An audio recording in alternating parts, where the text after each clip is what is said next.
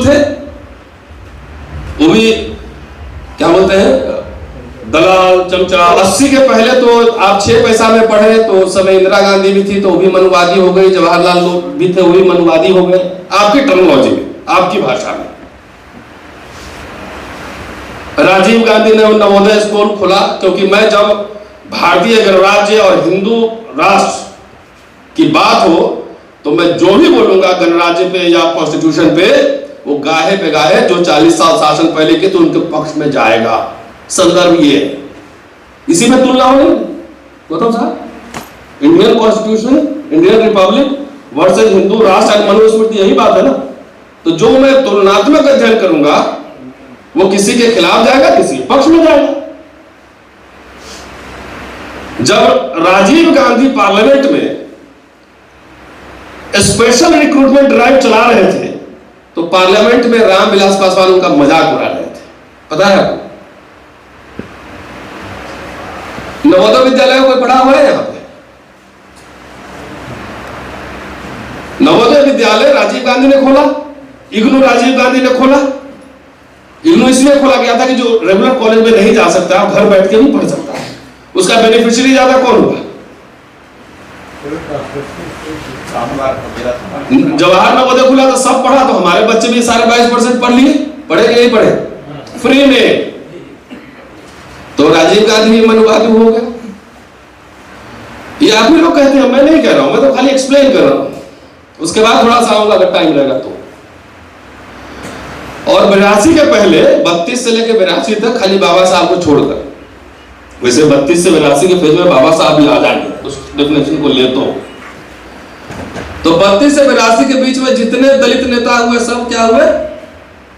पिट्ठू हो गए ना, टूल, औजार।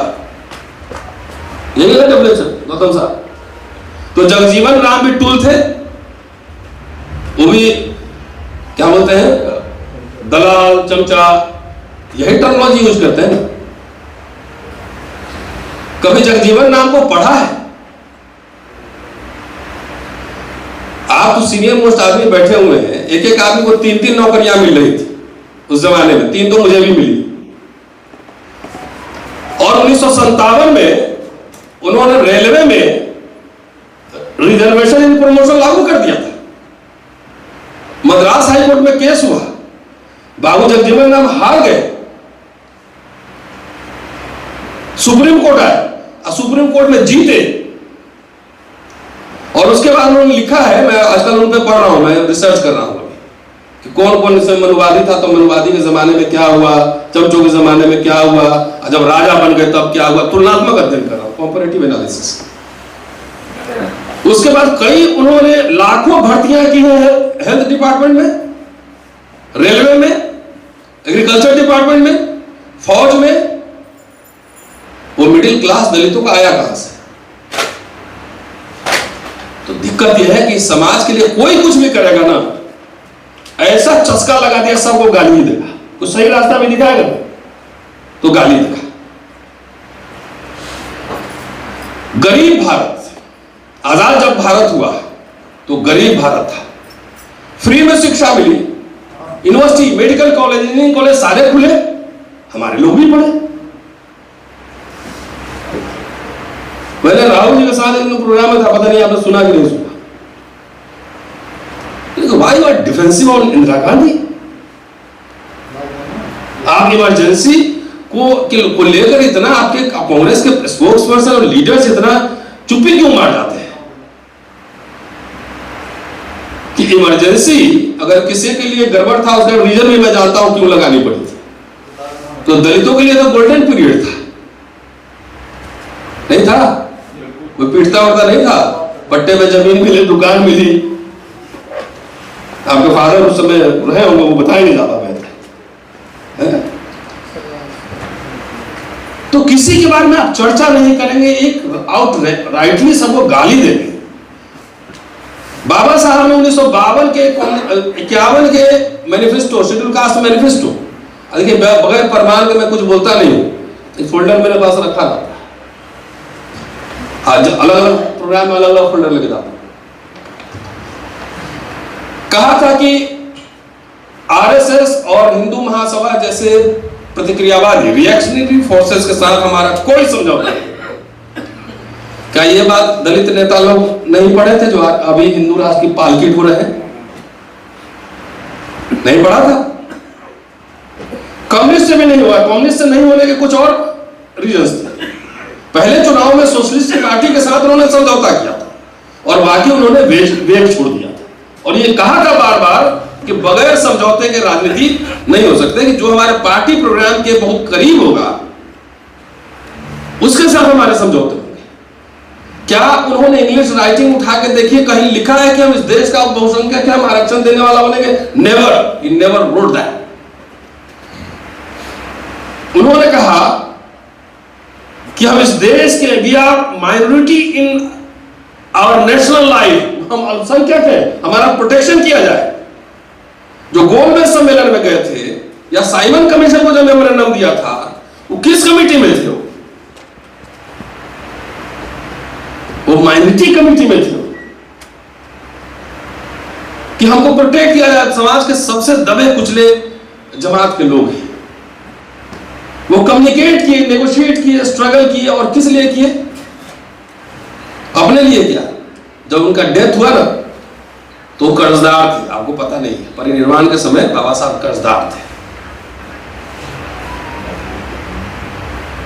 अभी उनके इंस्टीट्यूशंस में काम कर रहा हूं, कितने कितने लोन लिए, कितने चंदा लिए, वो भी इकट्ठा कर रहा हूं मैं। अंबेडकर और शिक्षा के सवाल, ये भी पूरा किताब ही तैयार कर रहा हूं, क्योंकि मैं समझता हूं कि गालीबाजों को फ्री में दूंगा, कम से कम पढ़ लो।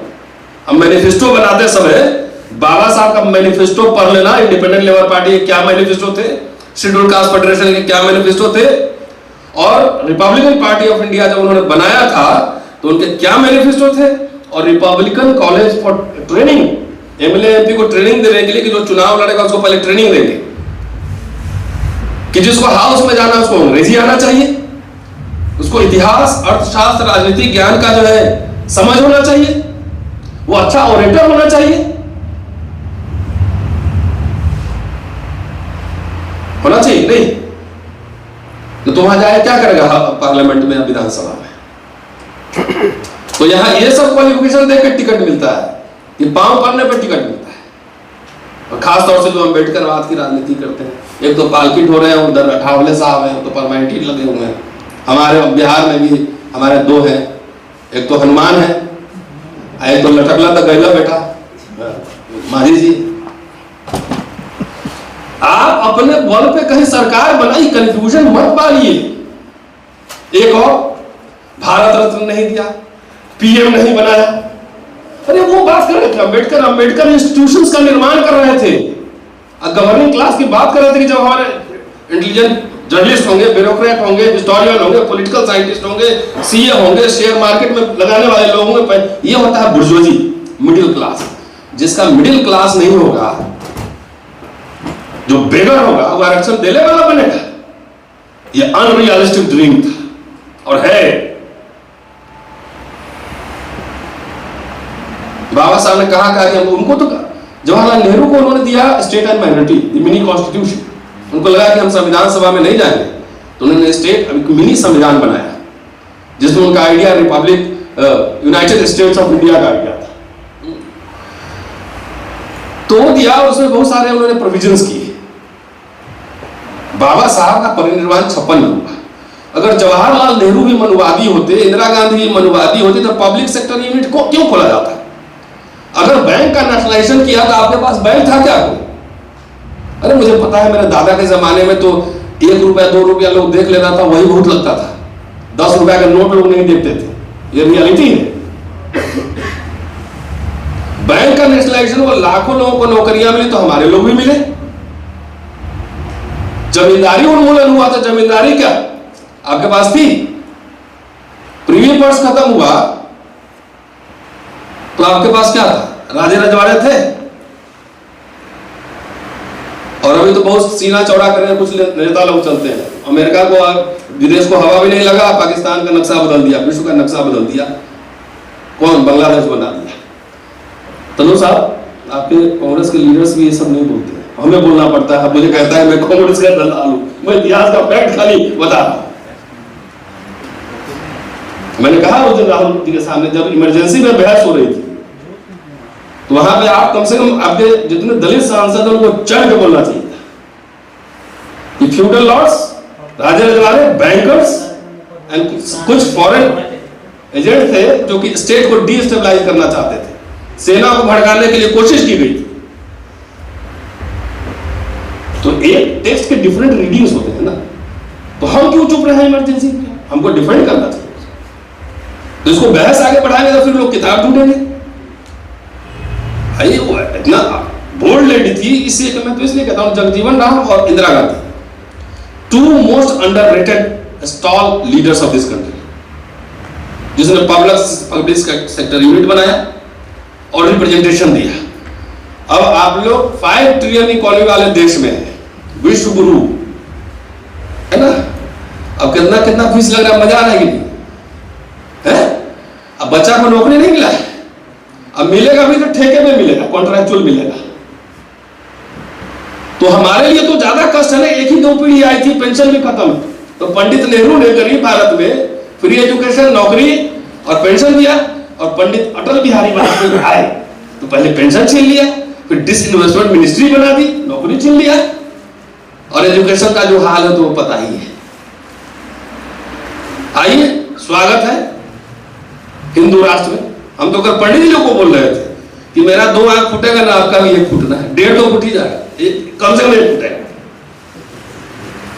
कि जो अगुआ माने जाते थे ब्राह्मण समुदाय, अब बहराइच में जो है बगल में जाके झंडा गाड़ रहा था, क्या नाम था, मिश्रा लड़का था, है